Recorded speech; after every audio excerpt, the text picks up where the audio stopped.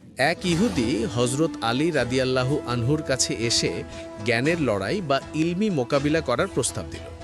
হজরত আলী রাদিয়াল্লাহু আনহু নিজের মুঠি বন্ধ করে জিজ্ঞেস করলেন, বলো দেখি আমার হাতে কি আছে? ইহুদি জবাব দিল, আপনার হাতে একটি পাখির ডিম আছে, যা অনেক মাইল দূরে একটি পাহাড়ের চূড়ায় থাকা কবুতরের বাসা থেকে আনা হয়েছে।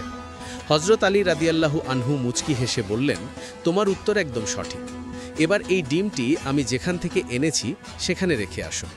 ইহুদি লজ্জিত হয়ে বলল, হে আলী, ওই ডিমটি সেখানে ফিরিয়ে রাখার মতো শক্তি আমার নেই। তখন হজরত আলী রাদিয়াল্লাহু আনহু তাকে জিজ্ঞেস করলেন, এই গায়েবী খবর জানার জ্ঞান তুমি কিভাবে অর্জন করলে? ইহুদি জানালো, আমি সবসময় আমার নফস বা মনের কুপ্রবৃত্তির বিরুদ্ধে চলি।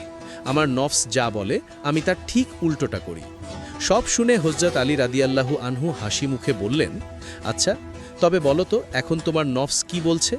তুমি কি কলমা পড়বে নাকি পড়বে না? ইহুদি উত্তর দিল, আমার নফস বলছে আমি যেন কলমা না পড়ি। হজরত আলী রাদিয়াল্লাহু আনহু তখন বললেন, তাহলে তোমার নিজের মূল মন্ত্রে অটল থাকো এবং নফসের বিরুদ্ধে গিয়ে কলমা পড়ে ফেলো। এই অকাট্য যুক্তি শুনে ইহুদি সাথে সাথে কলমা পড়ে ইসলাম গ্রহণ করল। শিক্ষা: নিজের নফস বা কুপ্রবৃত্তিকে নিয়ন্ত্রণ করতে পারাটাই হল প্রকৃত বিজয় এবং সঠিক পথের দিশা। আল্লাহকে ভালোবাসেন? তাহলে like, share, comment, follow, subscribe করুন।